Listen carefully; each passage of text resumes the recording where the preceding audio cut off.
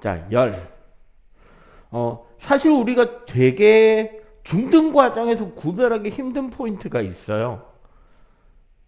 뜨거운 물체는 온도가 높은 것일까요? 열이 많은 것일까요?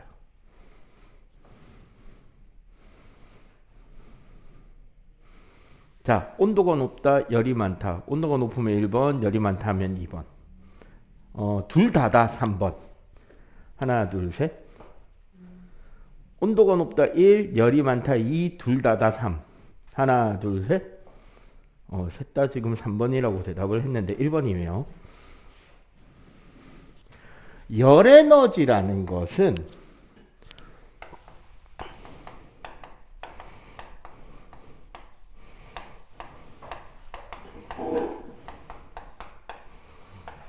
물체의 온도를 변화시킬 수 있는 에너지고요. 물체의 상태를 변화시킬 수 있는 에너지입니다. 즉 온도와 상태를 변화시킬 수 있는 물질이 능력을 가진 것이 바로 이 열 에너지인데, 가장 중요한 건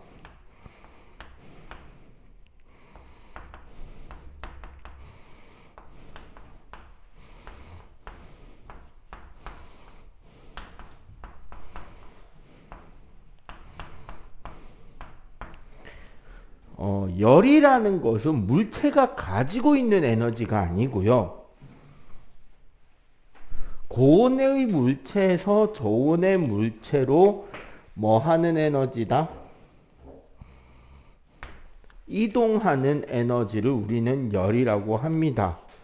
쌤, 그러면 그 뜨거운 물체가 더 많이 가지고 있는 그 에너지는 뭐예요? 보통 우리가 중등에서는 이렇게 표현을 좀 덜 하긴 합니다만,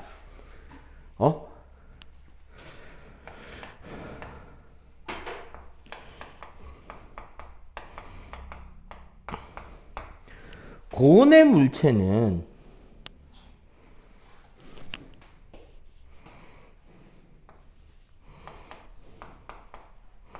원래는 내부 에너지라는 거를 더 많이 가지고,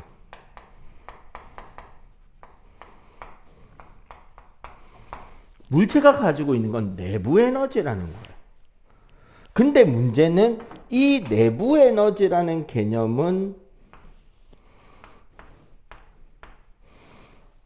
고등 과정에서 사용되는 개념이기 때문에 원래는 내부 에너지인데 어쩔 수 없이 중등에서는 열로 지칭하고 있어요. 그러니까 여러분들이 정확하게 알고 계셔주는 게 더 중요하다는 거죠. 무슨 소리인지 알겠죠? 원래는 뭐다? 내부 에너지다. 그러면 내부 에너지라는 건 뭐다?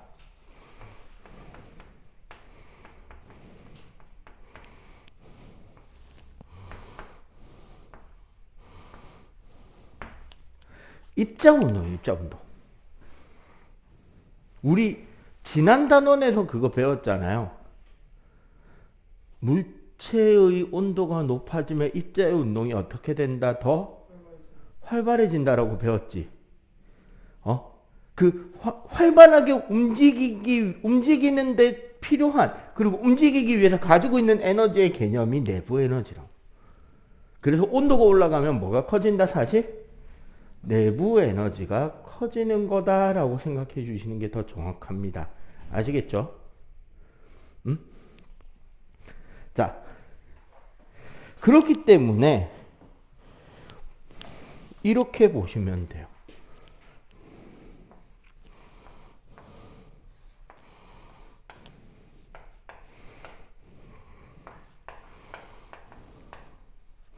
고온의 물체와 저온의 물체를 붙여놓으면 어떻게 된다?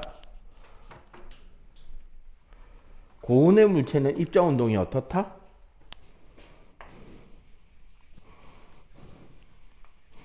막 엄청 활발하잖아. 저온의 물체는 입자운동이 어때요?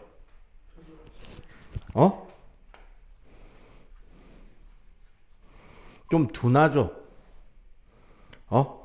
이 둘이를 붙여놨기 때문에 고온에서 저온으로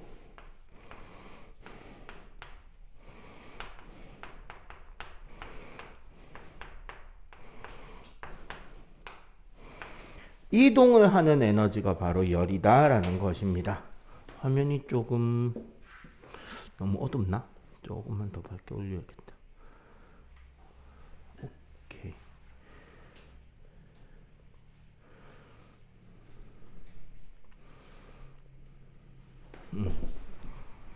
자, 요 정도로 하면 더 낫겠네. 알겠어요? 그러면은 자, 이 개념하고 또 우리가 한 가지 알아야 되는 개념이 뭐냐면, 전에도 한번 언급을 했던 것 같은데,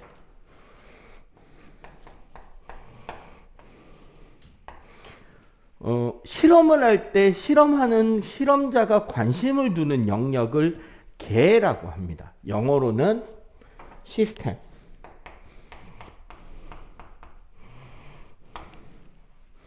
그리고 그 개를 둘러싸고 있는 주변 환경을 우리는 주위라고 해요. 영어로는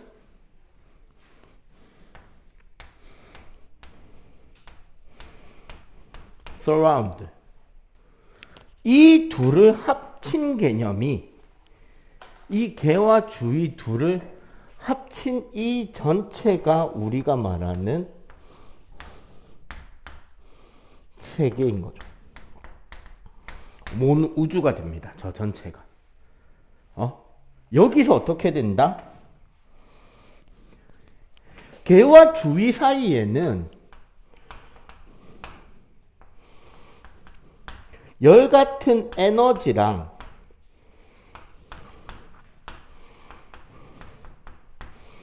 물질이 오가기도 하는데요. 그지? 우리는 오늘 뭐에 중점을 둘 거다? 열 에너지에 중점을 둘 거라는 거야. 대신에 이거를 기억해 줘야 됩니다. 오늘 수업 끝날 때쯤에 요 내용을 포함해서 같이 갈 거야.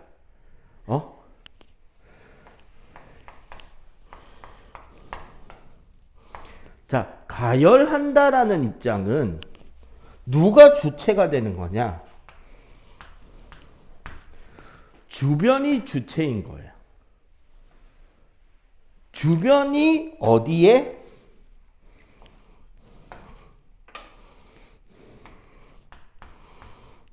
개에다가 열을 가해주는 거를 가열이라고 한단 말이야.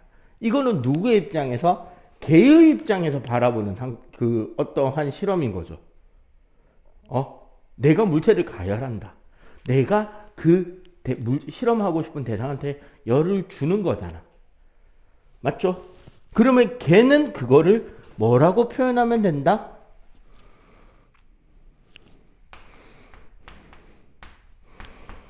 흡열이라고 표현할 수 있겠죠. 열을 자기가 흡수하는 거잖아. 받아들이는 거잖아. 그지? 자, 그러면 똑같이 주변에서 우리가 냉각을 시킨다라고 하면 개의 입장에서는 뭐로 받아들이면 된다? 열을 뺏기는 거잖아. 맞죠? 개의 입장에서는 열을 내가 뺏기는 거잖아. 그래서 요거를 발열이라고 하면 됩니다. 그럼 봐봐. 흡열은 개에서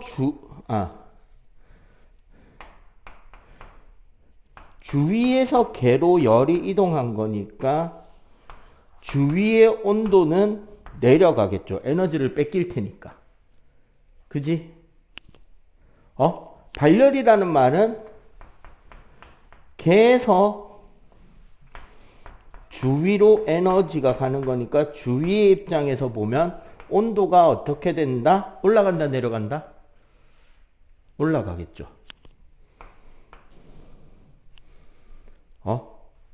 요 단원에 배우는 내용의 대부분은요, 여기에서 이야기가 되는 겁니다. 바로 뭐냐면,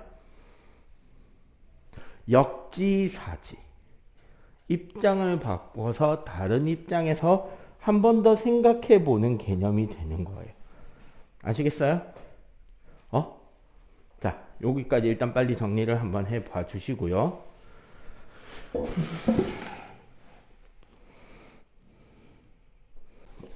자, 그러면 책 한번 봅시다. 고체를 가열할 때의 온도 변화.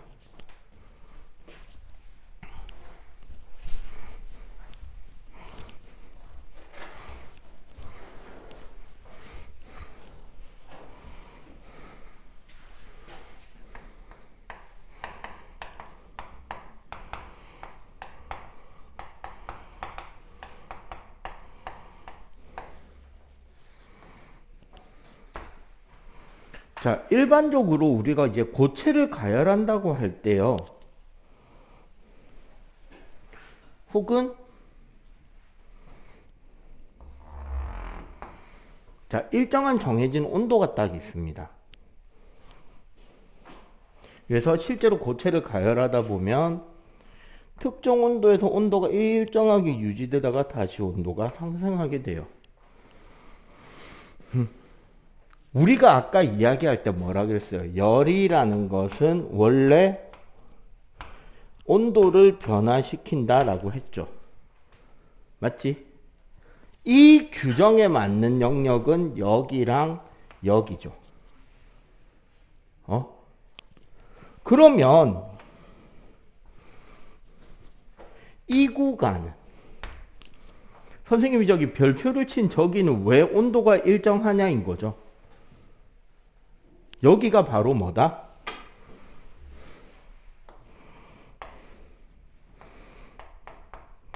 열 에너지가 어디에 쓰인다?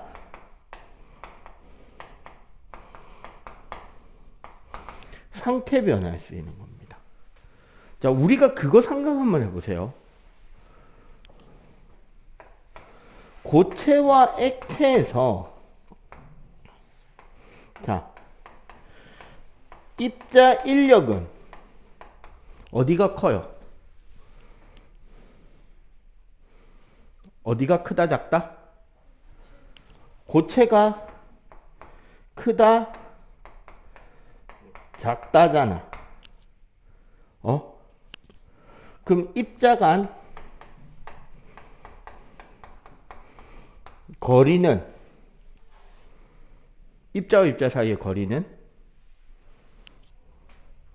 고체가 작고 액체가 크죠. 입자 운동은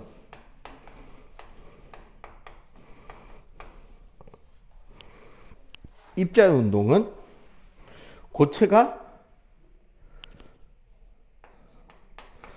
작고 크죠.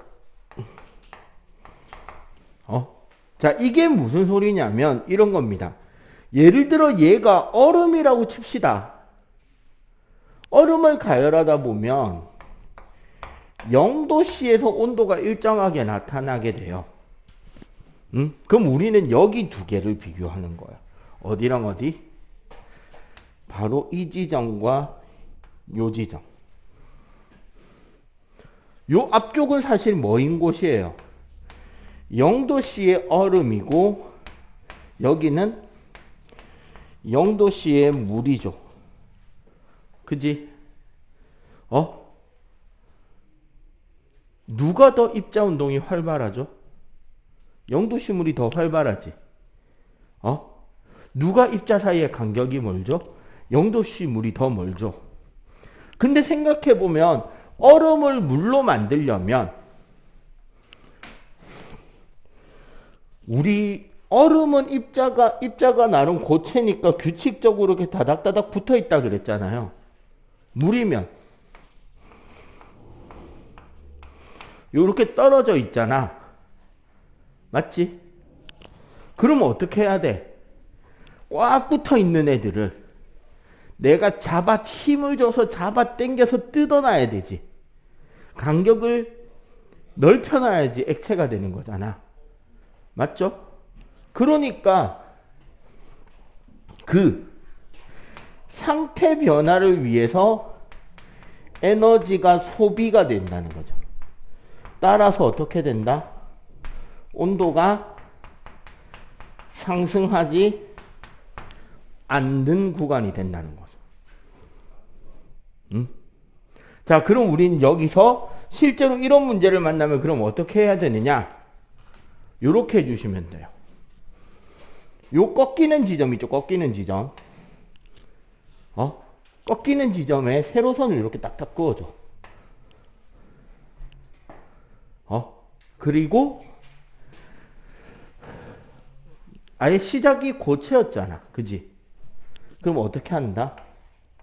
여기에 고체 딱 적어주는 거야. 그리고 수평인 구간은 화살표를 긋는 겁니다. 그럼 그 다음 상태는 뭐가 될 것이다? 아마 액체가 되겠죠. 이해가 돼요? 이렇게 상태가 변하는 과정에 이렇게 상태가 변하는 일이 일어난다는 거지. 자, 동일하게 어떻게? 그럼 이번에는 액체를 가열한다고 해도 예를 들어서 물을 가열한다고 치면 어떻게 된다? 이번에도 온도가 일정한 구간이 나타나겠죠. 그래서 온도가 상승하던 물은 일정하게 유지된 후 다시 상승하게 될 것이고요. 그럼 우린 앞에서 아까 방법을 배웠잖아. 어떻게? 바로 적용을 해보자는 거지. 요렇게 세로선을 긋는 거죠. 그렇죠? 뭐를 가열했다? 그럼 여기는 액체가 될 것이고 여기는 화살표, 그럼 여기는 기체가 되겠죠. 맞지? 똑같이 이 구간은 뭐 한 곳이다?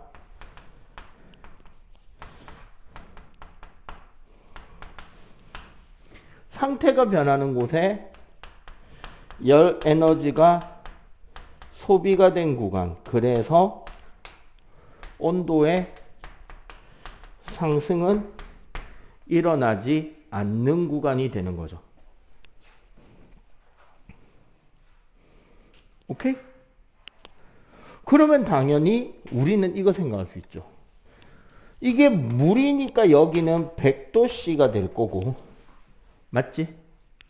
그럼 바로 여기 100도씨 물과 바로 여기 100도씨 수증기 중에 요쪽이 더 에너지나 이런 것들이 많겠죠. 여기서도 0도씨 얼음과 0도씨 물 중에 요쪽이 가지고 있는 에너지가 더 많을 것이라는 것을 예상할 수가 있다는 거지. 왜? 아까 우리 내부 에너지란 뭐라 그랬어? 입자 운동 다 합친 거라 그랬죠. 물이 활발해요? 수증기가 활발해요? 에너지는. 아니, 입자의 운동은. 똑같이 적어보면 될 거 아니야. 여기에 D 거의 없다. 매우 크다. 매우 활발하다.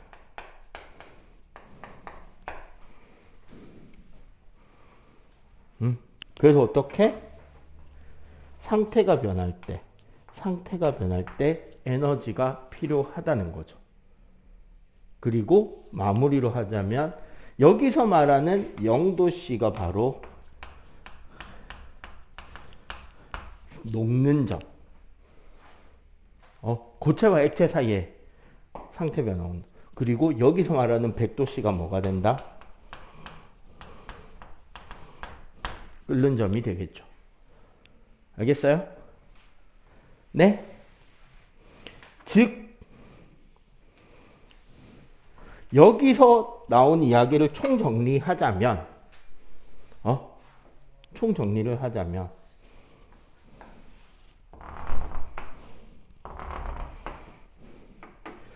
실제로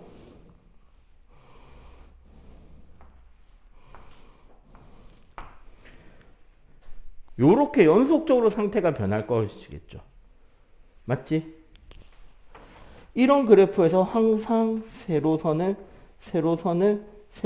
그어준 뒤에 맨 앞에 고 화살표, 액, 화살표, 기체가 될 것이고, 맞지?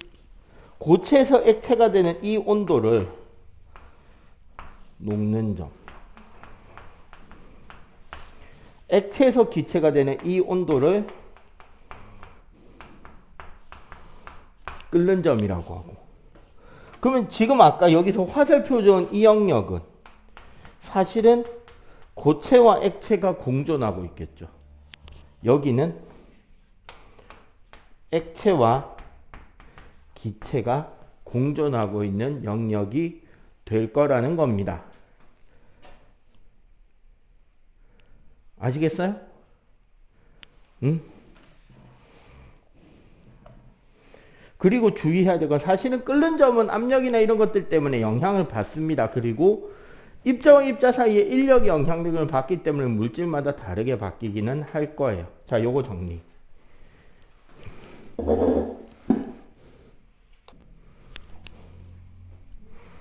자, 그러면 봅시다. 75쪽에 액체를 냉각한다면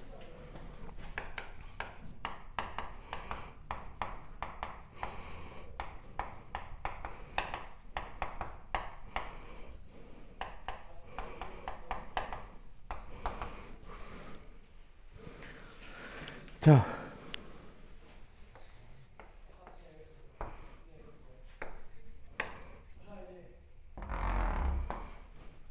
실제로 액체를 냉각을 시키다 보면요, 역시 온도가 일정하게 유지되는 구간이 나타나게 됩니다.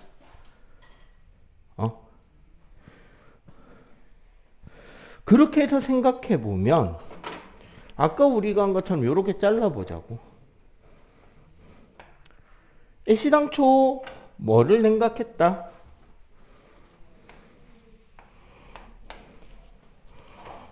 액체죠. 맞지? 그럼 여기는 고체겠네.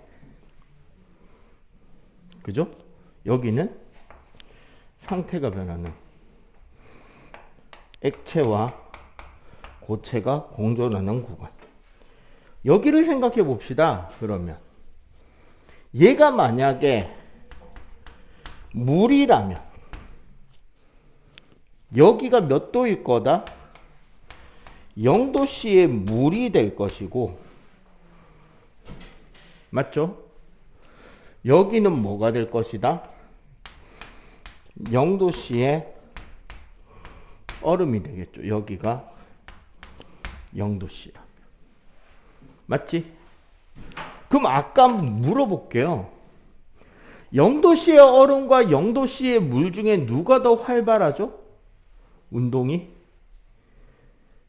물이 더 활발하죠. 즉 0도씨의 물과 0도씨의 얼음의 에너지를 비교하면 물의 에너지가 더 많다는 거죠. 맞지?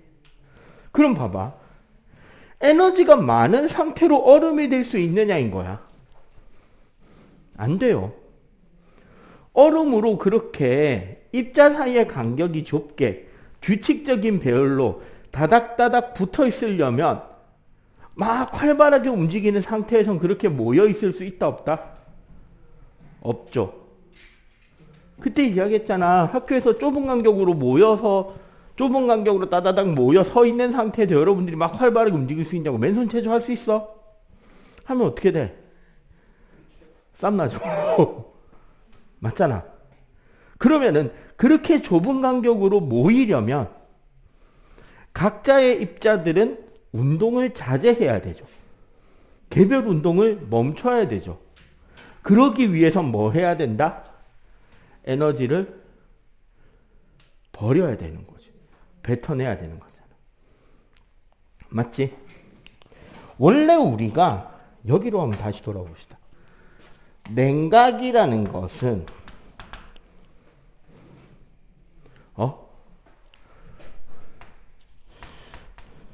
외부 혹은 주위가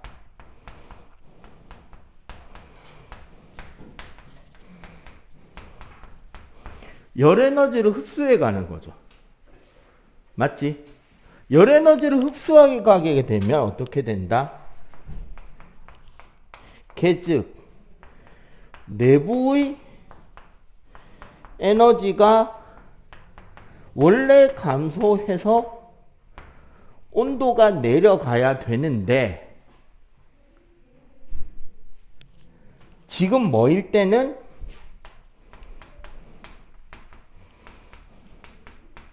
현재의 상태 변화 액체가 고체가 되는 변화. 이 상태 변화에서는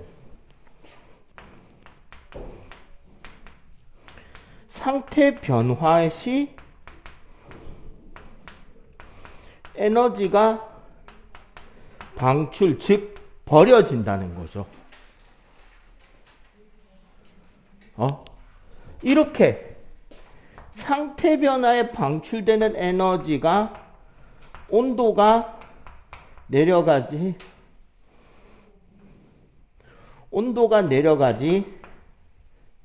못하게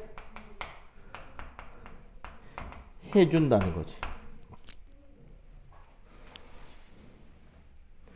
공통적인 내용이 보이지 않아요?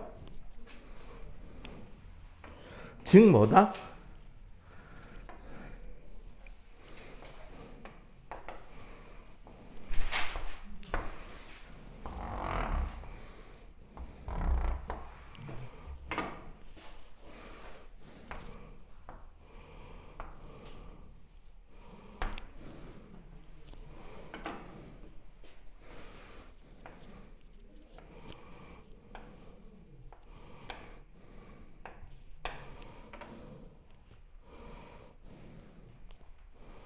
즉 여기 동그라미 친 곳은 냉각에 의해서 온도가 내려가는데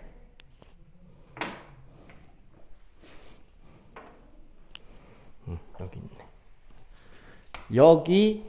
여기는 냉각시키지만 상태가 변화하면서 냉각은 온도를 내려가게 하려고 하지만 상태 변화의 에너지 방출은 온도를 올리려고 할 거잖아. 에너지가 내놓아지니까. 결론적으로 어떻게 된다? 온도의 변화가 생기지 않게 되는 거죠. 오케이? 이 과정에서 온도가 일정하게 유지가 되는데 이런 곳은 상태가 변하는 포인트라는 거지.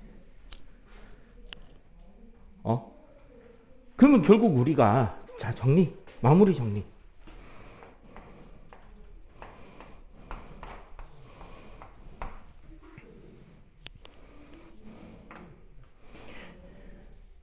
여기를 우리가 녹는 점이라고 그랬죠. 여기에 경계를 끓는 점이라고 그랬지. 고체에서 액체, 액체에서 기체가 될 때는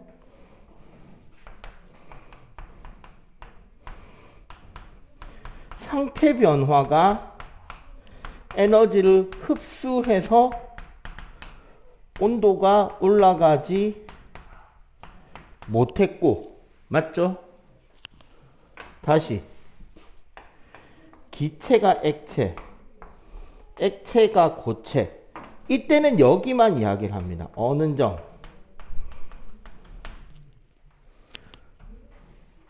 이 과정에서는 상태 변화가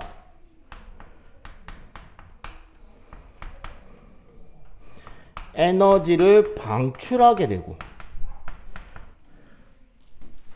맞지? 방출된 에너지 때문에 온도가 내려가지 못하게 되었죠. 이해가 돼요? 그래서 상태가 변할 때, 그러면 여기서 이거 생각해 보자. 사실은 요거 같은 온도인가 알겠지? 요 온도가 같은 온도인 건 알겠죠? 그러면 같은 물질이 같은 상태에서 같은 질량이라면 여기서 왔다 갔다 하는 에너지랑 여기서 왔다 갔다 하는 에너지 크기는 같을까요? 다를까요? 같겠죠? 맞지? 자, 고체가 액체가 될 때 에너지 흡수해야 된댔잖아. 그럼 액체가 고체가 되려면 에너지를 방출해야 된댔잖아. 흡수하는 에너지량과 방출하는 에너지량은 같다 다르다? 찍기. 왠지 같다. 이해가 돼요? 자, 일단 여기까지 필기.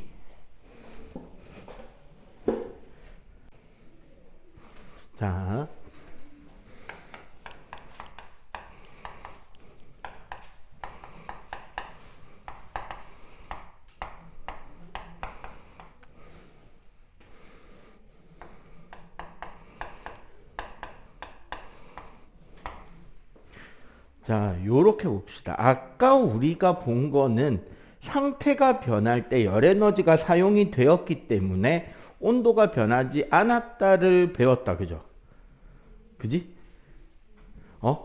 그럼 아예 좀 더 노골적으로 이런 것도 볼 수 있지 않을까요? 잘 봐봐. 고, 에, 기. 고체가 액체가 되고, 액체가 기체가 되고, 고체가 기체가 되는 상태 변화들이 있었죠. 지난 시간하고 이번 시간하고 연결이 되는 겁니다. 지금부터는. 뭐였죠? 고체가 액체가 되는 거. 융해였죠. 맞지? 액체가 기체가 되는 변화는 기화죠. 여러분들 자신 있게 말씀하셔도 돼요. 어차피 여러분들 목소리 거의 안 들어갑니다. 마이크가 이거라 가지고 요 부분밖에 안 들어가요, 소리가. 고체가 기체가 되는 거는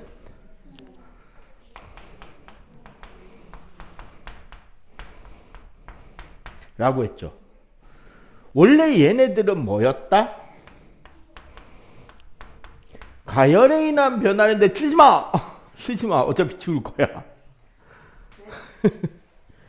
우리가 가열에 의한 변화라고 지난 단원에 지난 챕터에서 배웠던 거잖아. 근데 사실 가열을 열 흡수라고 누구 입장에서? 개의 입장에서 생각해 보자는 거예요.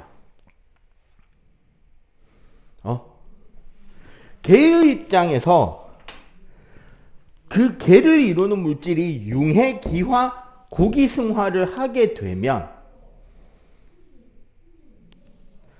열흡수 무슨 소리다? 이런 변화가 일어남. 즉 뭐?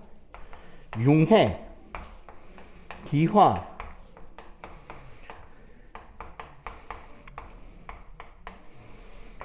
이런 변화는 뭐다?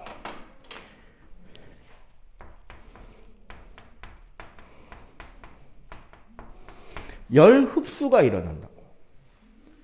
어떻게? 융해열 흡수, 기화열 흡수, 승화열 흡수가 일어난다는 거죠. 그리고 열이 흡수되었으니까 당연히 어떻게 된다?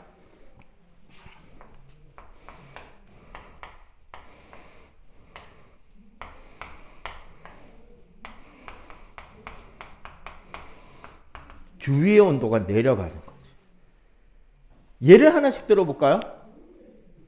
융해열 흡수. 얼음 조각 주변에 있으면 시원하다. 맞죠? 그 다음에 각종 패스트푸드점에 음료수에 얼음 넣어주잖아요. 뭐 여기 이제 가장 대표적인 예가 여기 있죠. 얼음 왜 넣어줄까요? 어떻게 시원하게 되는데 그 원리를 좀 더 과학적으로 풀어보자는 거지. 시원하라고 넣어주는 거 맞죠? 뭐 때문에 시원해진다? 얼음이 차가우니까 시원해진다? 여기서 한 가지만 더 내용이 들어가면 되는 거지. 얼음이 녹는, 즉 얼음이 융해되는 과정에서 뭐를 한다? 열을 흡수하는 거죠. 즉 커피에 얼음을 넣으면 얼음이 녹으면서 커피의 열을 뺏어가는 거야. 그러면 커피는 열을 빼앗겼기 때문에 어떻게 된다? 커피가 주위가 되는 거죠. 이 경우는. 그래서 내려가는 거예요. 그럼 물어보자. 커피를 빨리 시원하게 만들려면 얼음이 잘 녹는 얼음이 좋을까요? 잘 안 녹는 얼음이 좋을까요? 더 빨리 시원해지고 싶으면.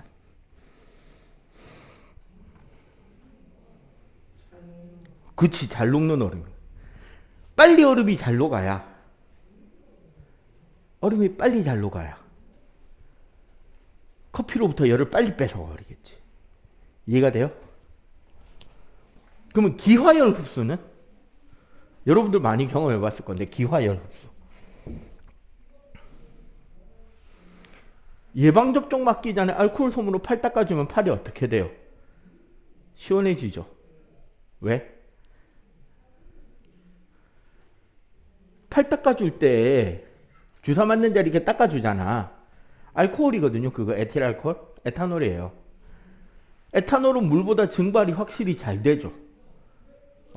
근데 원래 에탄올이 증발하려면, 액체 에탄올이 기체가 되려면 기화열을 흡수해야 되잖아. 그지? 그 기화열 흡수를 누구한테서 한다? 내 팔뚝에서 한다는 거지. 여러분들 팔뚝에서 했던 거죠. 그러니까 팔이 어떻게 돼? 시원해지지. 그리고 아마 지금부터 대충 2시간, 3시간쯤 뒤에, 아직 7시 반이니까, 한 3시간쯤 뒤가 되면 여러분들도 경험할 거잖아요. 이제 집에 가서 씻고 자기 위해서 씻고 나올 거 아니야.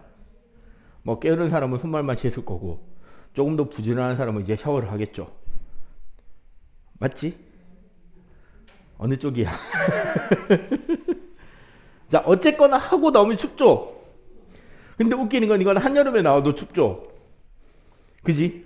선생님은 그래서 한여름이고 한겨울이고 늘 따뜻한 물로 샤워하는데, 따뜻한 물로 하고 나왔는데도 춥잖아. 왜 춥다? 이제 이유를 정확하게 말할 수 있죠? 왜 추운데? 내 몸에 젖어 있는 물기가 뭐 하면서? 증발하면서, 기화하면서 어디로부터? 내 몸으로부터 열을 뺏어가니까 추운 거죠. 사실 돼지라는 동물이 되게 깨끗한 동물인데 우리가 생각할 때 돼지는 되게 더러운 동물이잖아. 왜 그러냐면 돼지는 땀샘이 없어요. 코 빼고. 그럼 어떻게? 여름에 더우면 원래 우리 몸에서는 더울 때 땀이 나고 그 땀이 증발해서 몸이 식는단 말이야. 근데 돼지는 그 기능이 된다 안 된다? 안 되는 거야. 그러니까 어떻게? 꾸정물이든 뭐든 물기만 있으면 진흙탕만 있으면 가서 굴러버리는 거야. 왜? 그래야지 자기가 시원해지니까. 왠지 알겠죠?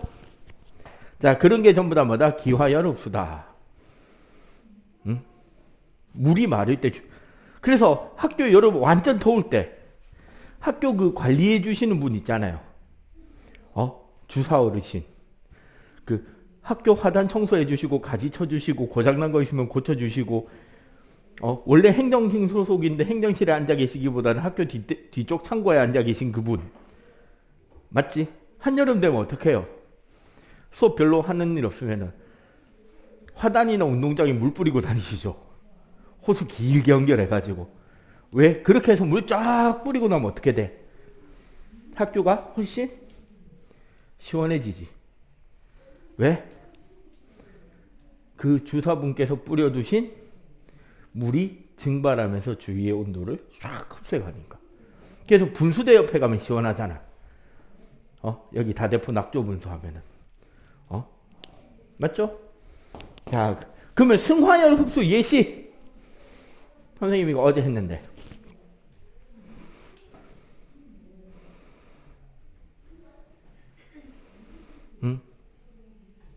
베땡킨 라빈스 31에서 아이스크림 포장을 하면 뭘 넣어주죠? 드라이 아이스를 넣어주죠. 왜?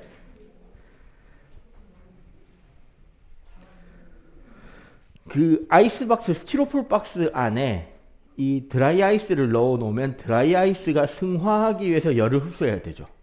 그리고 옆에 있는 아이스크림이 융해하기 위해, 융해되기 위해서, 액체가 되기 위해서도 열을 흡수해야 되잖아. 그런데 누가 힘이 더 세다? 드라이 아이스가 힘이 더 센 거야. 그러니까 드라이 아이스가 열을 자기가 먼저 흡수해서 승화돼 버리니까 아이스크림이 가져갈 열이 남는다, 남지 않는다? 통 안에? 남지 않겠죠. 계속 드라이 아이스가 열을 먼저 뺏어 먹으니까. 알겠어요? 그러면 아이스크림은 녹을 수 있다, 없다? 없죠. 언제까지? 드라이 아이스가 사라지기 전까지는.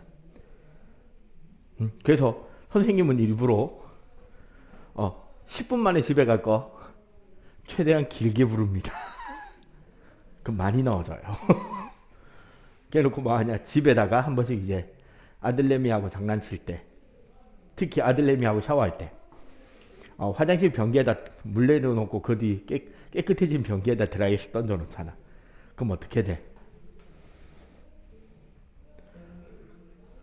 욕실 안에 김이 가득 차죠, 바닥에. 허옇게. 일부러 환풍기 안 틀어놓고 하면은 되게 신비로운 그런 분위기. 그 가수들 노래 부를 때 바닥에 스모그 깔아주는 거 있잖아. 전부 다 그거예요. 허옇게 그 발라드 가수들 그 분위기 잡고 노래 부를 때 보면 연기 쫙 깔리잖아. 그 드라이아이스로 만드는 김이에요. 다른 거 태워서 연기 만들면 노래 부르다 기침하겠지. 근데 그것 때문에 옛날에 방송사고 몇 번 났다?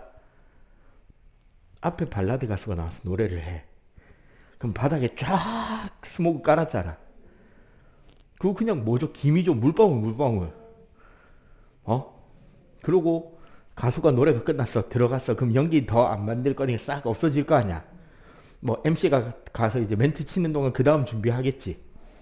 그 다음 무대 아이돌 가수들이 나와서 춤추다가 죽을 거야. 바닥에 물기가 자욱하니. 옛날에는 그 음악방송 그런 거 생방송 많이 했단 말이야. 가수 들어가고 MC 방송 나가는 동안 무대 정리하잖아. 그 아이돌 가수들 나와서 이제 노래 시작하다가 막 춤추다가 쭉 미끄러 막 넘어지고. 자, 요런 변화들이 있습니다. 그죠? 그러면은 그 반대도 있을 수 있겠네? 뭐?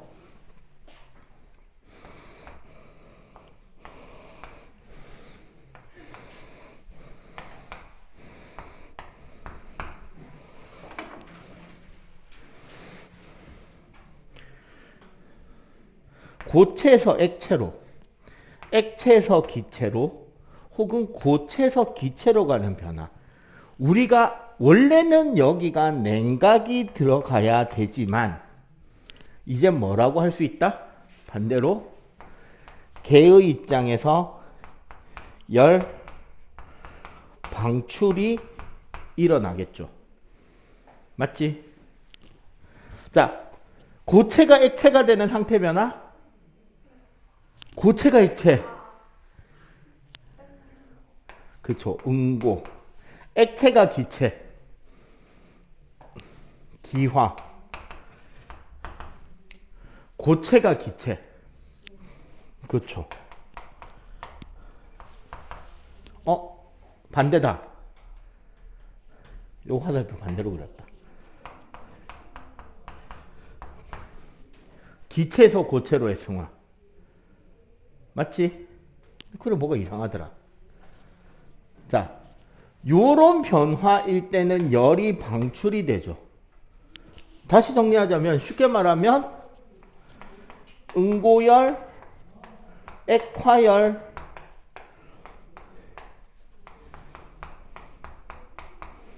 기고승화열,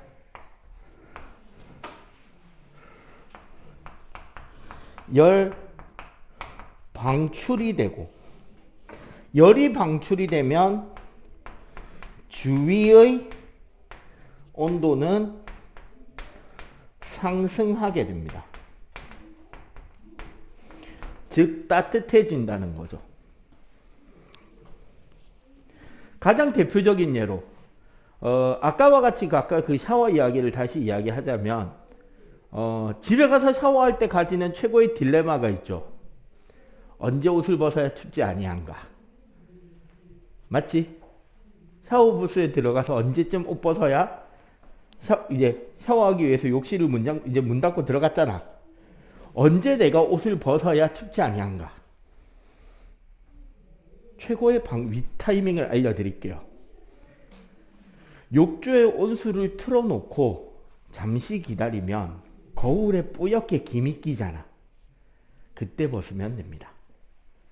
그러면 안 추워요. 왜? 이거 설명할 수 있으면 오늘 수업 이해 진짜 거의 다 한 겁니다. 왜 그때 옷을 벗으면 춥지 않을까요? 수증기가 따뜻해져가지고 몸을 덮는다. 이 설명 저건 한 60점밖에 안 되죠. 아까 무슨 변화가 일어났다. 우리 지금 상태 변화가 일어나서 열에 출입하는 걸 가지고 설명하고 있는 거예요. 아까 거울에 뭐가 꼈다? 김이 꼈다 그랬죠. 그 무슨 변화인데? 이거 내가 화살표를 다 잘못 그렸네. 쏘리. 기화가 아니잖아. 쏘리. 나도 헷갈렸어요. 액화지, 액화. 맞지? 요거죠, 요거. 욕실 안에 있던 수증기가 지금 거울 표면에서 뭐가 일어난 거다? 액화가 일어난 거잖아요. 그게 김이 껴서 그 표면에 생긴 거 아니야. 지금 이것도 보면 요 바깥쪽에 이렇게 물방울 맺힌 것처럼. 맞지? 이렇게 되면 어떻게 되느냐? 쉽게 말하면 거울 표면에서 수증기가 물방울이 되면서 남는 에너지를 뭐 해야 돼요? 방출해야 되죠. 즉 거울에서 열이 나오는 효과가 나는 거야. 거기에 뭐가 끼고 있으니까 지금? 김이 끼고 있으니까. 알겠어요? 그래서 따뜻해요. 따뜻한 수증기가 내 몸을 감싸 안아서 시적 표현이 참 좋았는데 그거보다는 이렇게 상태가 변하면서 나오는 열이 있다는 거지.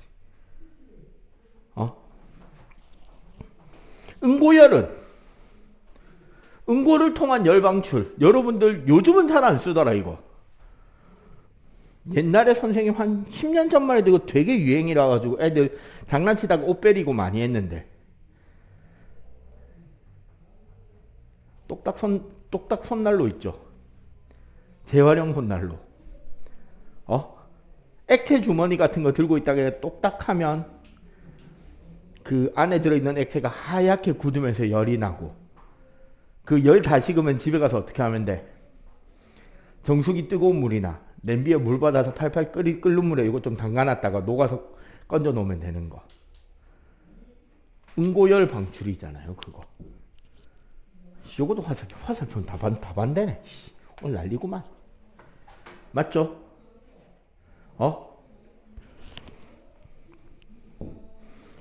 또 우리 여기 책에도 아까 나오던데 저기 있네. 액체 파라핀을 이용한 온열치료. 저거 선생님도 한 번씩 받으러 다닙니다. 손목이 좀 안 좋을 때, 손 안 좋을 때, 손가락 안 좋을 때.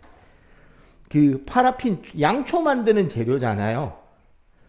병원에 가면 어떻게 하냐면 이 파라핀이 녹아있는 통이 있어요. 거기에 손을 담궜다 꺼내래. 담궜다가 꺼내고 천천히 10초를 새알리고 다시 담궜다가 꺼내고 다시 10초를 새알리고 천천히 담궜다가 꺼내고.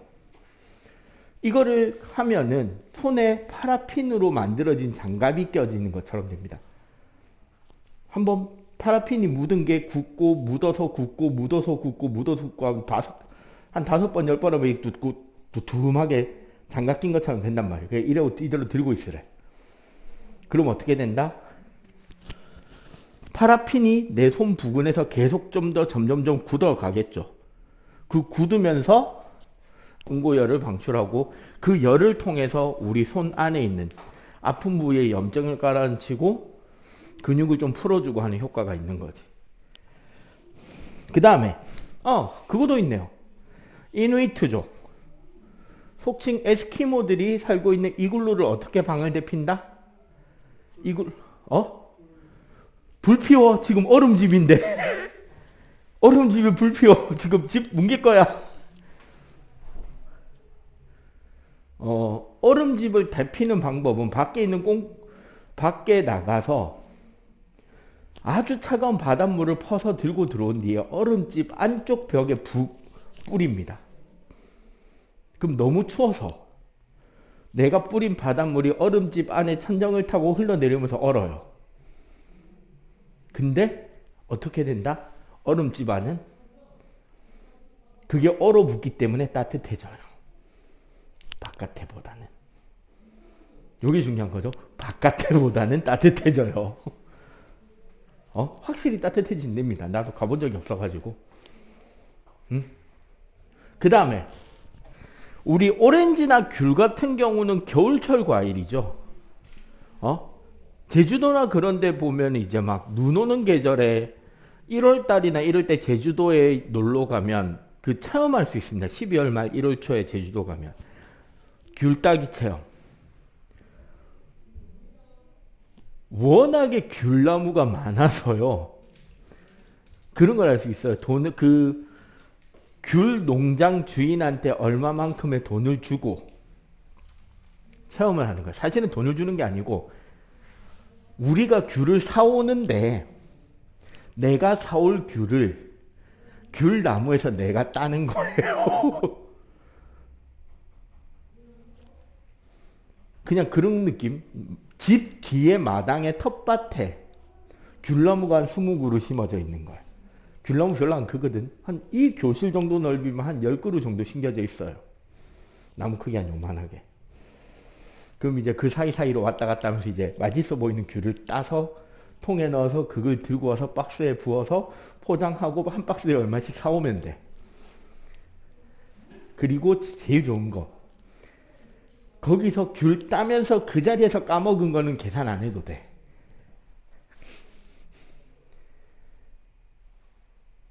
되게 싸고 농약 안 친 괜찮은 귤을 싸게 사올 수 있는 방법 중에 하나예요. 제주도에 여행 가면 선생님 한 번씩 하는데.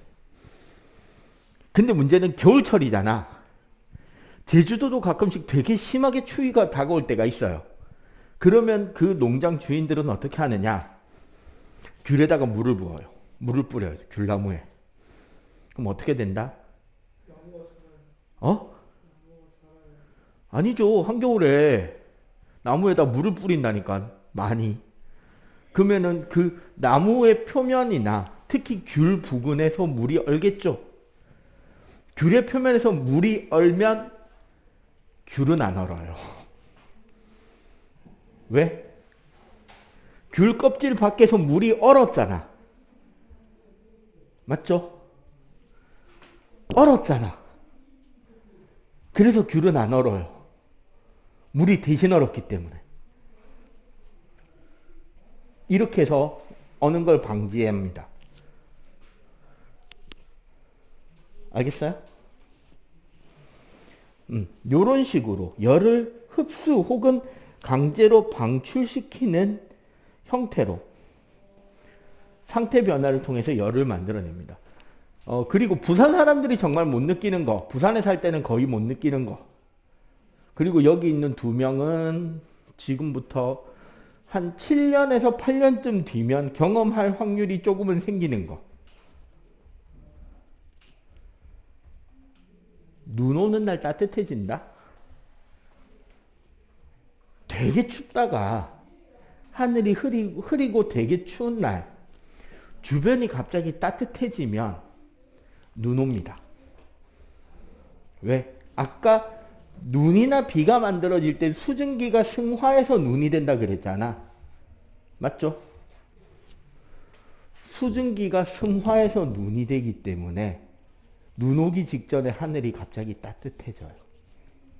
그러고 나면 눈이 내립니다. 진짜로. 선생님 군생활 경기도에서 했습니다. 강 건너가 북한이었습니다. 내 눈으로 온도계 영하 28도를 봤습니다. 영하 28도 되면 어떻게 되는지 아냐? 그 정도가 아니에요. 얼굴에 동상 걸리지 말라고 그 추운데 근무 서는 사람들은 안면 마스크를 낍니다. 그러니까 눈 여기 뚫려 있고 입 구멍 뚫려 있는 마스크를 껴요. 요 머리 뒤에서 찍찍이로 하면 귀마개도 필요 없어. 여기서부터 귀를 통해서 뒤통수까지 덮는 마스크가 있어. 그 상태로 밖에서 근무를 서고 들어오잖아? 여기 입 구멍에 성에 낀다. 내가 입에서 뱉어낸 입김이 여기서 얼어붙어서 성에가 껴요.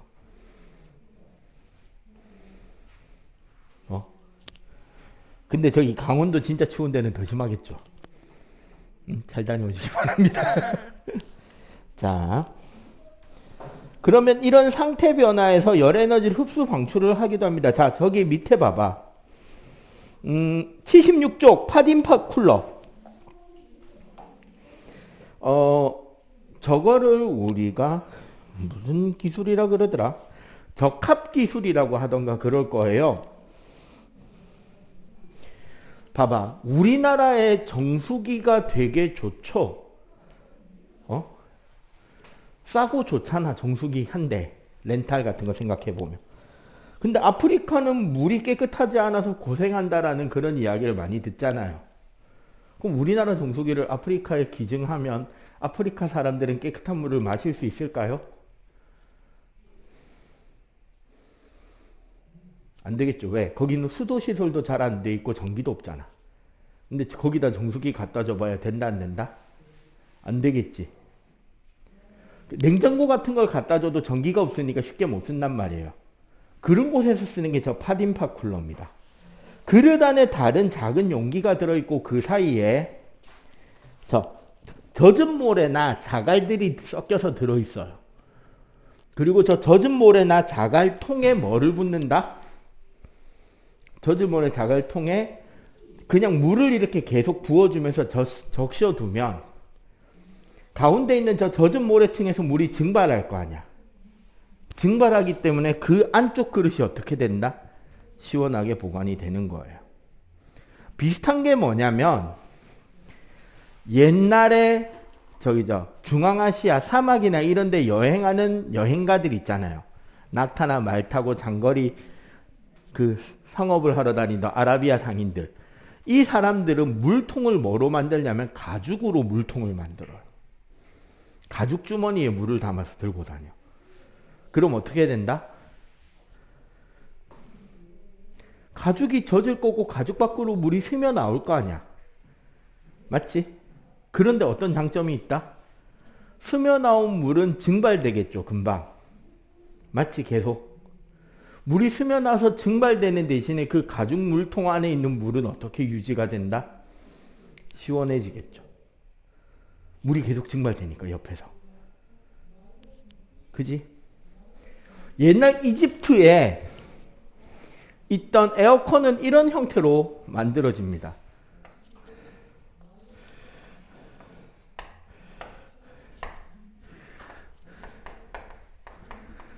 진흙으로 만들어진 물통에 물을 담아놔요.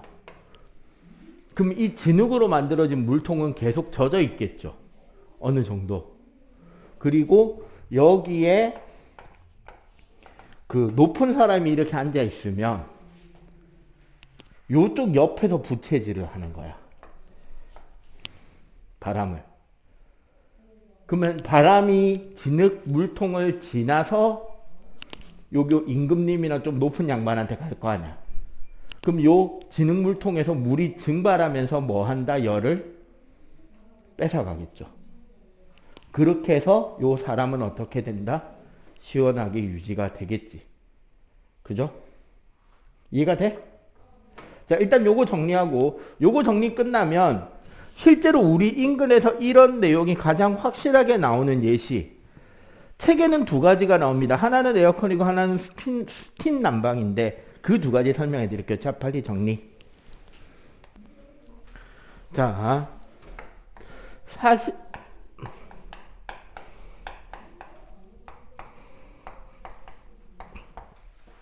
사실 냉장고랑 에어컨은 똑같은 원리예요. 차이가 뭐냐면 실외기가 어디 있느냐의 차이일 뿐이에요.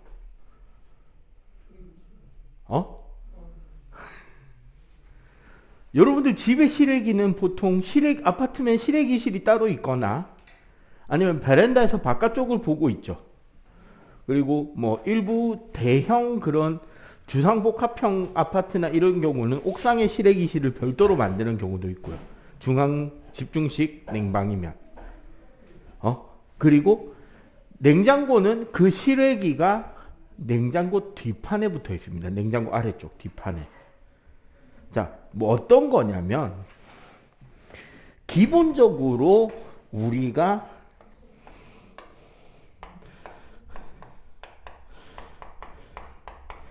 증발기라는 장치가 있고요. 그리고 실외기에 응축기라는 장치가 있습니다.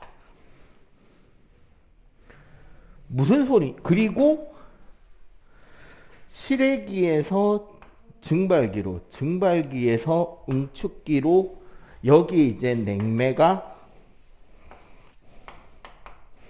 냉매라고 하는 그 어떤 약품이 들어있는 액체가 순환을 하는 거예요. 이게 사실 증발기로 들어갈 때는 액체인 냉매가 들어갑니다.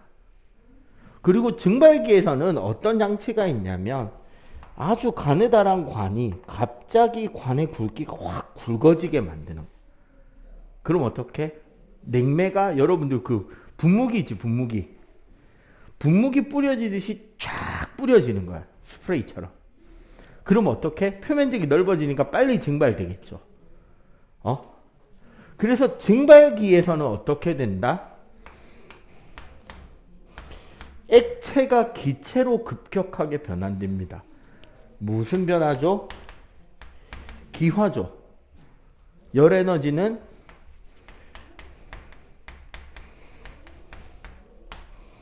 열 흡수를 하게 되지. 이렇게 기화를 통해서 열을 흡수하는 이 증발기 옆에 위에서 빨아들인 바람이 지나가는 거야. 공기를 다 지나가게 하는 거야. 그러니까 저기죠, 지금 우리 저기 에어컨 보이잖아. 저 에어컨 위쪽에서 공기를 빨아들여서 아래쪽으로 내려보내게 되는데 그 가운데에 증발기 날개들이 있는 거야. 증발기에 붙어있는 금속판 날개들이. 그럼 어떻게 된다? 바람이 지나가면서 더운 바람이 찬바람이 돼서 나오겠죠. 맞지?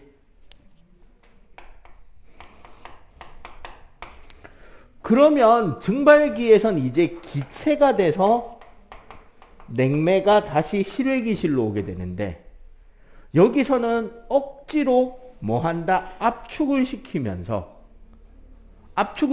옆에 공기를 통하게 해주는 거야.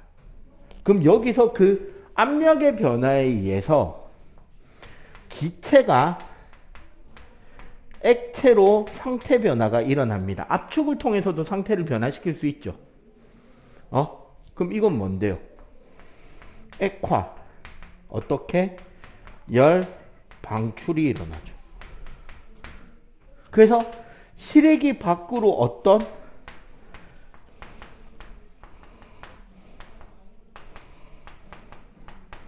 따뜻한 바람이 뿜어져 나오게 되는 거야. 그럼 이 과정에서 나온 액체는 다시 증발기로 가서 증발하면서 열을 흡수하고 여기서는 다시 압축하면서 열을 방출하고. 요게 우리 집이면 이 증발기가 있는 부분이 에어컨,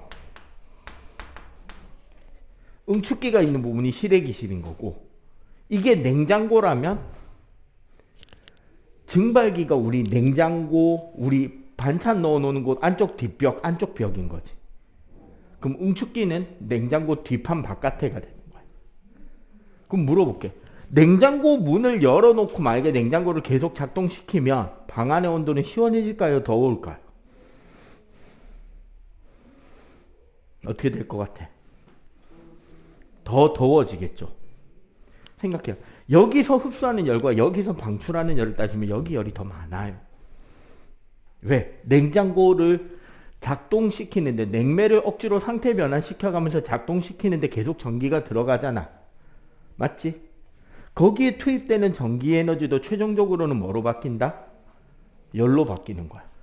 그래서 냉장고 문을 열어놓고 냉장고를 계속 작동시키면 방이 시원해지냐? 아니죠. 더 더워지는 거지. 오케이? 알겠어요? 그래서 에어컨을 많이 틀면 많이 틀수록 방 안은 시원해질 수 있지만 지구 전체는 훨씬 더 더워지는 거죠. 알겠지? 적당히 틀고 살면 돼요. 자, 하나 더. 스팀 난방, 증기 난방.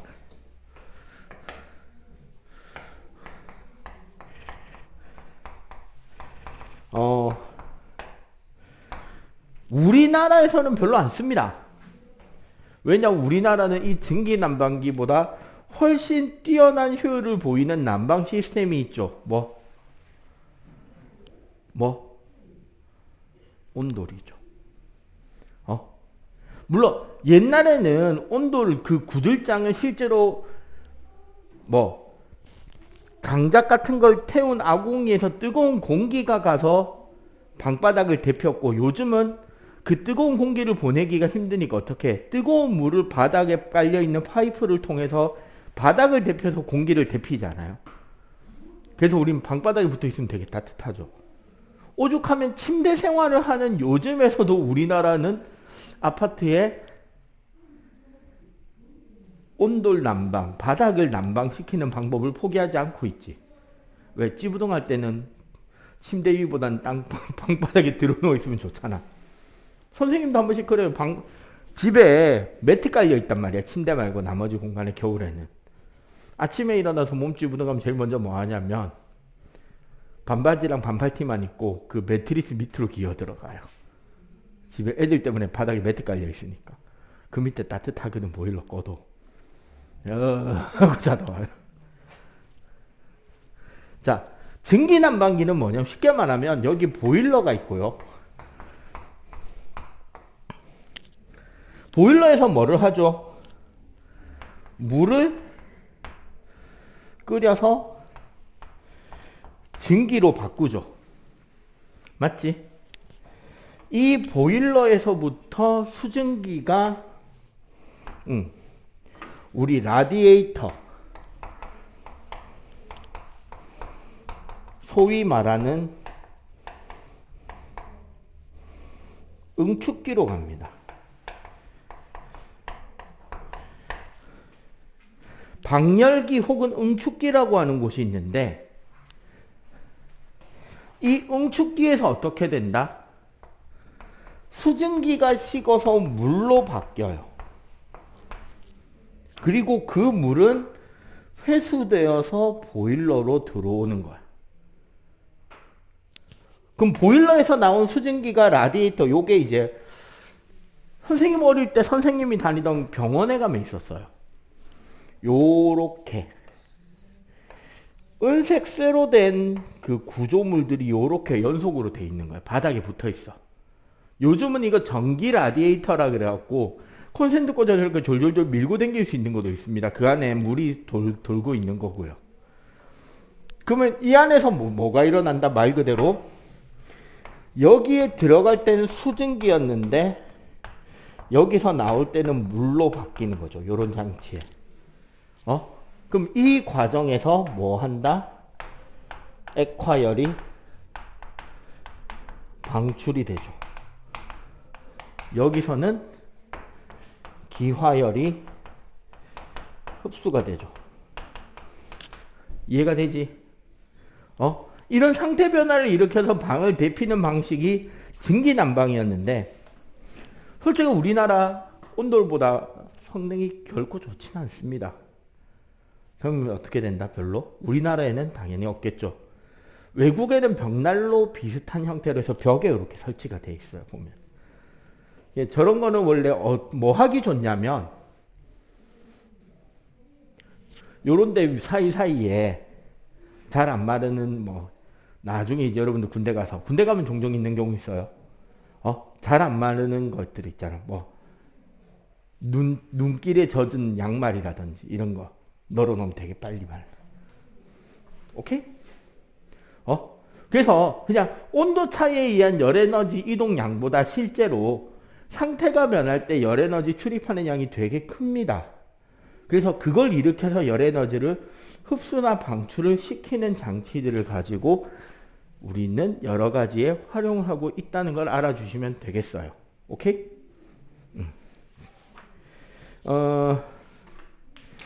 지금 뭐 하시냐면